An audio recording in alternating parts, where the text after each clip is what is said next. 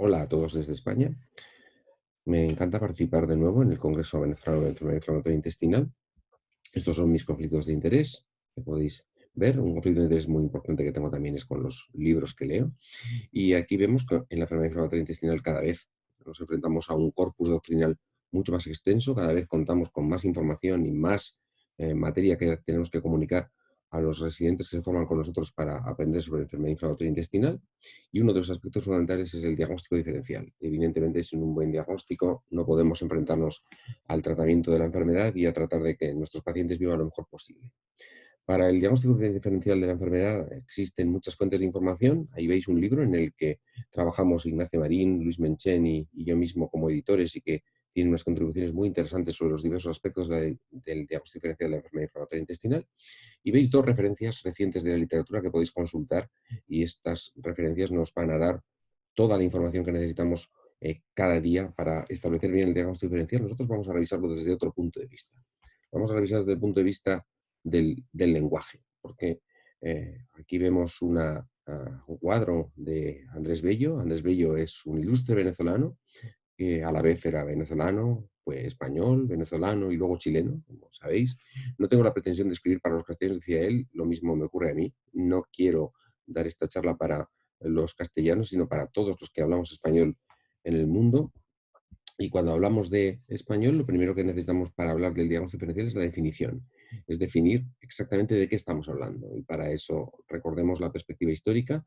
La colitis ulcerosa fue descrita a mediados finales del siglo XIX. A mediados fueron los primeros informes, pero se fue describiendo durante todo el final del siglo XIX. Y después la enfermedad de Crohn se empezó a describir a principios del siglo XX, pero digamos que su descripción más importante es en el año 1932. Y a partir de entonces, del artículo, digamos, Princeps del grupo de Mount Sinai de Nueva York, se fue desarrollando el concepto de la enfermedad de Crohn y poco a poco se fueron integrando estos dos conceptos, enfermedad de Crohn y colitis ulcerosa, y a lo largo del tiempo se fue distinguiendo esta enfermedad del resto de enfermedades digestivas que daban síntomas y signos parecidos. Y aquí podemos ver un artículo muy interesante publicado hace ya unos cuantos años, en el año 1944, en la revista de la Facultad de Medicina creo que es de Bogotá, y este es un caso de colitis ulcerosa idiopática que se trataba de distinguir de una mebiasis. Bueno, nuestro concepto se ha desarrollado a lo largo del tiempo y ahora tenemos claro que las enfermedades inflamatorias intestinales son un grupo de enfermedades crónicas con inflamación del intestino, cuyo aspecto fenotípico es parecido, es decir, es siempre rectorragias, dolor abdominal, diarrea, es decir, que se parecen las enfermedades, también las enfermedades infecciosas, pero el concepto que nosotros tenemos es fenotípico porque no tenemos ningún marcador genético, ni ningún marcador biológico, ni ningún biomarcador que nos permita decir esto es una enfermedad inflamatoria y esto no. Entonces tenemos que tener un conjunto de datos. Las cuatro entidades que llamamos enfermedad inflamatoria intestinal son la enfermedad de Crohn, la colitis ulcerosa, la colitis inclasificada y las colitis microscópicas.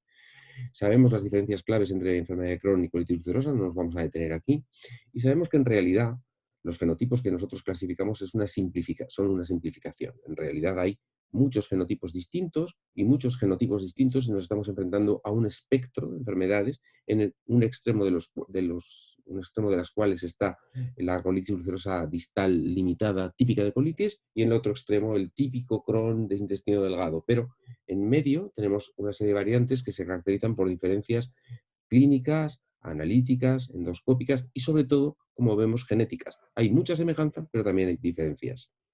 En el proceso de diagnóstico, la palabra diagnóstico viene del griego diagnostikos y se refiere al proceso diagnóstico, a la acción de diagnosticar, a determinar la naturaleza de una enfermedad mediante la observación de sus síntomas y en estos casos, ahora en estos momentos, no solo mediante la observación de sus síntomas, sino la observación de muchas otras informaciones. Pero hablando de los síntomas, la enfermedad de Crohn, los síntomas típicos son dolor abdominal, diarrea, fiebre, pérdida de peso, rectorragia en menos cantidad, en menos consideración, pero estos síntomas típicos, diarrea, dolor abdominal, fiebre, etcétera, ocurren en una gastroenteritis, en una parasitosis, en muchas enfermedades que afectan al intestino. La capacidad de respuesta que tiene frente a la enfermedad del intestino es limitada y los síntomas que vemos son muy parecidos en las enfermedades. Por lo tanto, no hay ningún hallazgo patognomónico. Esto lo tenemos que tener claro. Nos podemos confundir siempre si no somos muy precisos. Y toda la información que recibimos debemos integrarla. No dependemos de la biopsia, no dependemos de la endoscopia, no dependemos de la radiología, dependemos de un análisis conjunto de todos los datos que nos proporcionan las diversas exploraciones de las que disponemos y ese análisis conjunto debe estar guiado por la historia clínica y debe ser, digamos, conjuntado, unido por el clínico. No hay una referencia única que nos dé el diagnóstico nunca, ni que lo excluya nunca, ¿eh?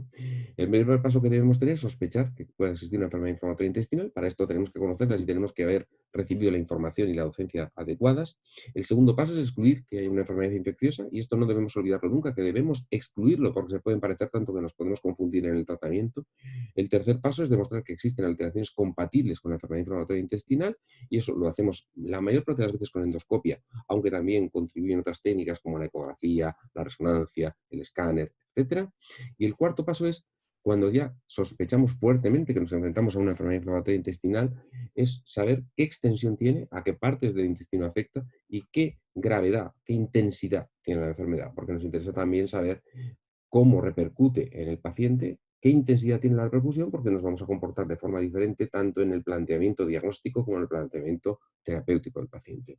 Y el quinto paso es, es valorar en ese paciente, antes de empezar el proceso terapéutico, los riesgos individuales que le caracterizan, porque puede ocurrir que tenga un riesgo determinado de infecciones, porque puede ocurrir que no haya sido vacunado, porque puede ocurrir que haya tenido anteriormente una alergia determinada a un producto farmacológico determinado que nos condicione lo que vamos a hacer. Entonces tenemos que valorar los riesgos individuales, sobre todo en el aspecto de riesgos de enfermedades infecciosas. Las pruebas de laboratorio de las que disponemos hoy en día son útiles para excluir las infecciones, útiles para cuantificar la gravedad de la enfermedad, pero no son útiles para decirnos que existe un Crohn o existe una colitis. Son útiles simplemente como cuantificación de la gravedad, como exclusión de otras enfermedades y como valoración de los riesgos individuales. Por ejemplo, debemos evaluar la primera vez que diagnosticamos a un paciente con enfermedad inflamatoria intestinal el riesgo que tiene de tener una tuberculosis. Y la tuberculosis va a ser, en realidad, nuestro príncipe, nuestro leitmotiv durante la charla de este día, ¿no? Al que quiera profundizar en el diagnóstico diferencial, le recomiendo este artículo de revisión, porque es un artículo que en una sinopsis de unas poquitas páginas recoge toda la cantidad de información que tenemos en la literatura sobre el diagnóstico diferencial de la enfermedad inflamatoria intestinal. Está elaborado por Cristina Gexe y Severin Vermeer y es fantástico, realmente. Y es fantástico y no cuesta demasiado el leérselo, ¿no? Pero fijaos cómo en la primera cita que nos hacen en el artículo de dificultad de diagnóstico diferencial es la tuberculosis intestinal, ¿no? Y la tuberculosis ya hemos visto en la primera diapositiva que representaba una enfermedad terrible a finales del siglo XIX en todo el mundo. Una enfermedad que causaba una enorme mortalidad. Una enfermedad que era tan frecuente y tan importante que probablemente ha condicionado la frecuencia de las enfermedades inmunes que tenemos en el siglo XX, porque evolutivamente ha seleccionado una población diferente a la que, digamos, habría existido si no hubiera existido la tuberculosis. Más que seleccionada, ha contribuido a la selección que han inducido otras infecciones previas como la peste, por ejemplo. Aquí vemos un autorretrato de Cristóbal de Rojas, un ilustre pintor venezolano, escasamente conocido en el mundo, y en el cuadro que hemos puesto en la primera diapositiva hemos visto cómo describía la tuberculosis en el cuadro llamado La miseria, y aquí vemos cómo también habla de un violinista enfermo, y me gusta mucho este cuadro porque precisamente el violín, como se ve ahí arriba en la estantería, es muy importante también en mi casa, ¿no?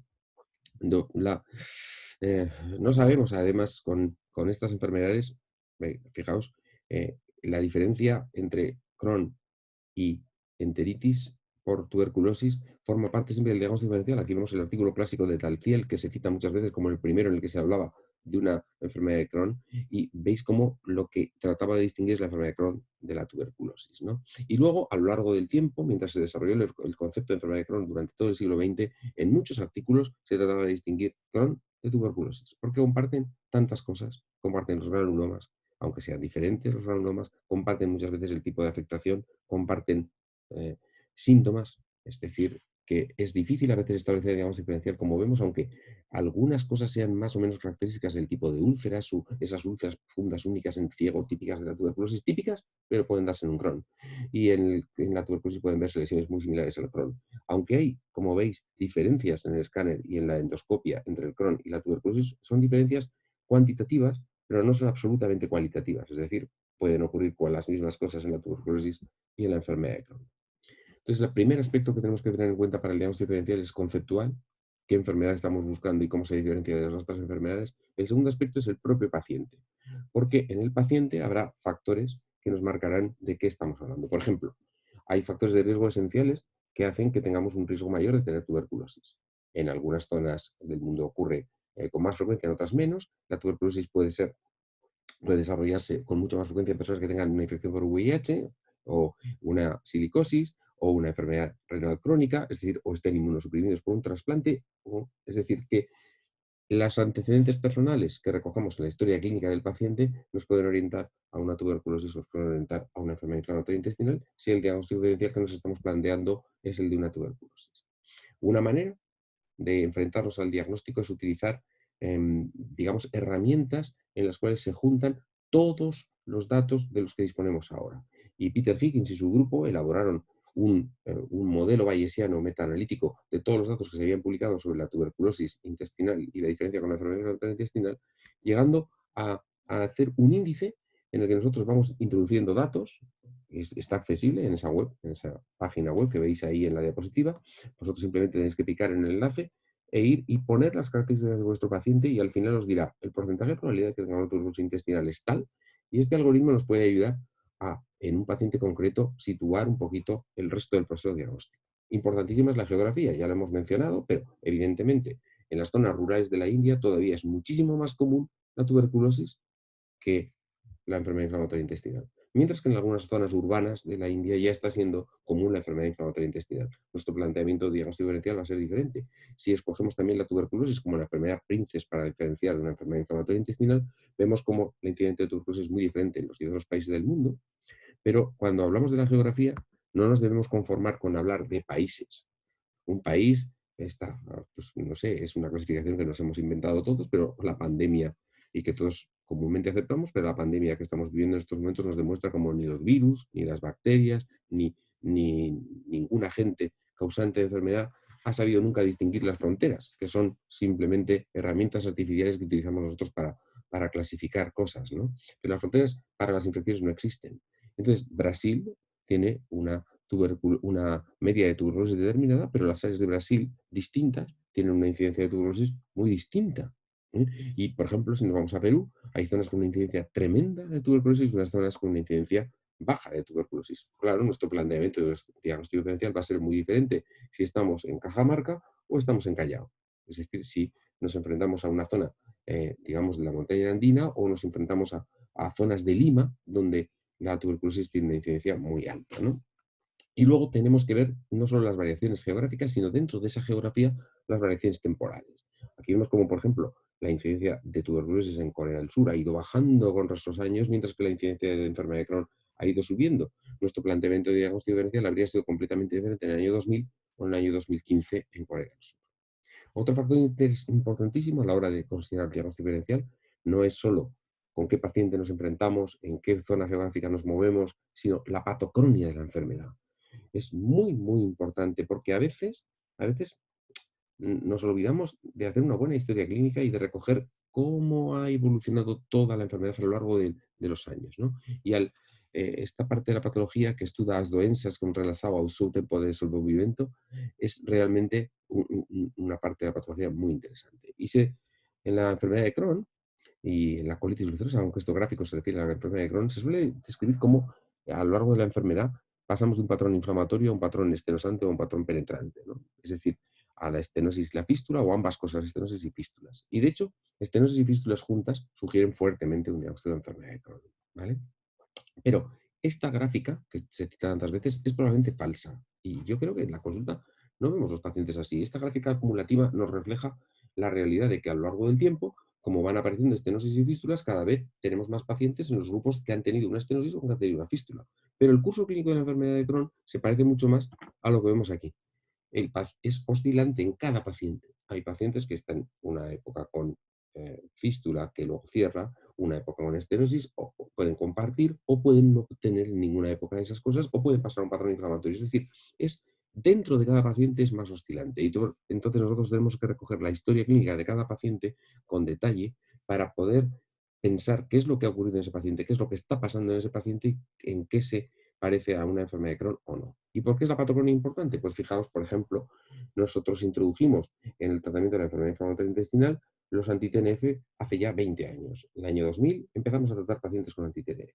Y en el año 2001 aprendimos que algunos pacientes a los que poníamos anti-TNF, a los que en aquel momento solo infliximab, porque no había otro anti-TNF disponible, lo que ocurría es que aparecía una tuberculosis que no había sido detectada en los estudios preclínicos del infliximab, a los que en los estudios preclínicos se habían expuesto al infliximab alrededor de 2.000 personas. Pero en el momento que se liberó, se comercializó infliximab y se empezó a tratar a miles de personas, apareció que al segunda, tercera dosis, algunos pacientes desarrollaron una tuberculosis clínica.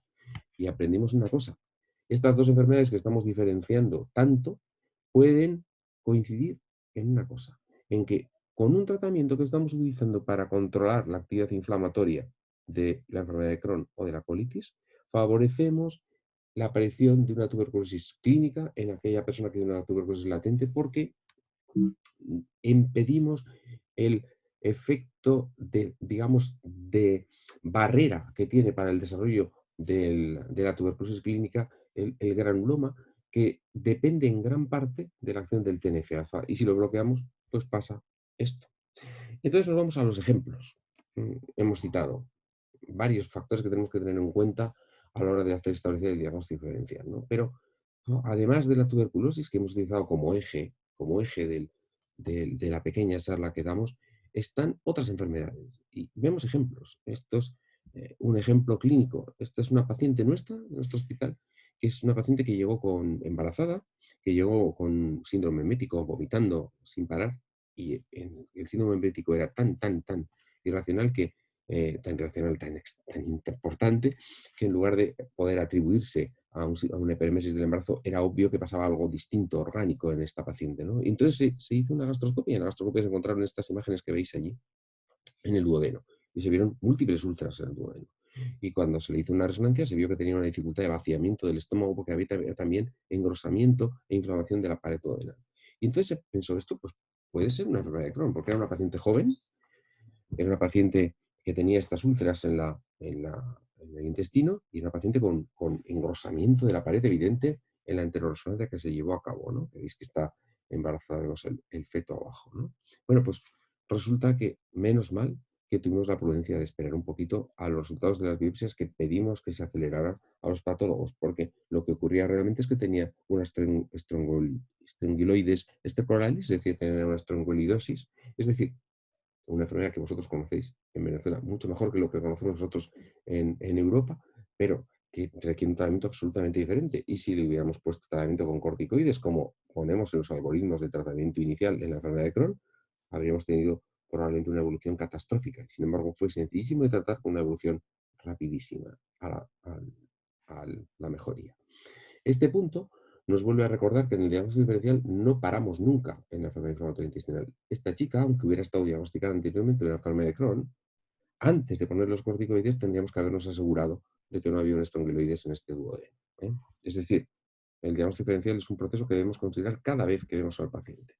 Pero si nos vamos a esta lesión que vemos en el recto de una persona y vemos estas úlceras, igual podemos olvidarnos de que lo que ocurre es que tiene una sífilis. Es decir, una proctitis debe siempre motivarnos un diagnóstico diferencial con enfermedades de transmisión sexual, enfermedades que a veces requieren un tratamiento, bueno, que siempre requieren un tratamiento totalmente distinto de la enfermedad inflamatoria intestinal, de la colitis ulcerosa o de la enfermedad de Crohn, que parece estas lesiones que tenemos en este recto. Y yo creo que para enfrentarnos al diagnóstico diferencial, una entidad especial de la enfermedad inflamatoria intestinal es la reservoitis. En la reservoitis se producen fenómenos que tienen que ver con una nueva inflamación que aparece en el reservorio a veces, y otros fenómenos que son de naturaleza isquémica o de naturaleza de complicación de la cirugía, de aparición de fístulas y complicaciones que tienen que ver más con la cirugía que hemos hecho. Y a veces es muy difícil establecer el diagnóstico diferencial y se cometen errores que tienen graves consecuencias sobre la evolución del paciente.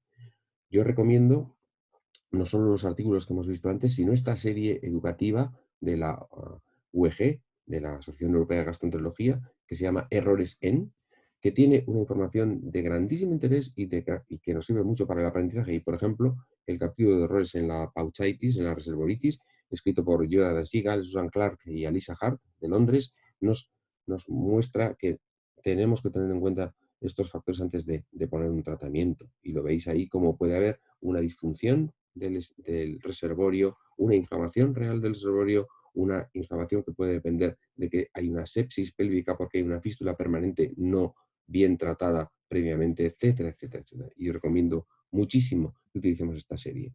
Y, por ejemplo, en la misma serie tenemos un análisis de los errores que se cometen en la enfermedad inflamatoria pediátrica, que es especialmente difícil, porque los niños, los tratamientos no están igual de probados, porque los niños no tenemos la misma experiencia, porque los gastroenterólogos de adultos no tenemos experiencia en valorar niños y los pediatras a veces tienen poca experiencia en valorar la enfermedad inflamatoria intestinal. Esto lo debemos hacer en conjunto con equipos formados por los pediatras y los que somos más expertos en enfermedad inflamatoria intestinal y debemos tratar de evitar cometer errores, especialmente con las enfermedades congénitas que pueden parecerse a una enfermedad inflamatoria intestinal y que requieren un tratamiento totalmente diferente, como las enfermedades de granulomatosas por déficit inmunológico, ¿no?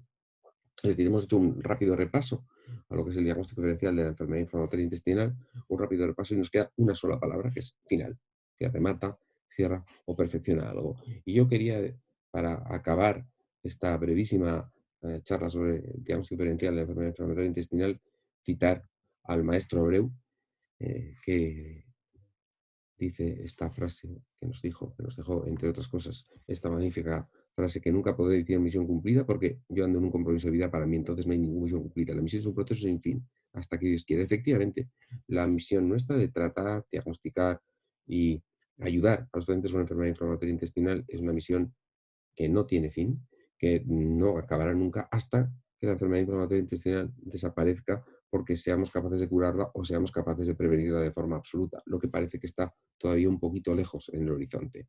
Dentro de todos los procesos que nosotros tenemos que, digamos, pasar a la hora de enfrentarnos a la enfermedad inflamatoria intestinal, el proceso diagnóstico es el proceso que exige más rigor, el proceso que exige más capacidad intelectual, el proceso que exige más paciencia, más sapiencia y también más modestia, más el consultar con los colegas, con los amigos, el buscar información para tratar de conseguir un buen diagnóstico diferencial, un buen diagnóstico definitivo que nos permita tratar bien al paciente con enfermedad inflamatoria intestinal. Y nada más, gracias y espero que podamos dialogar los días del Congreso.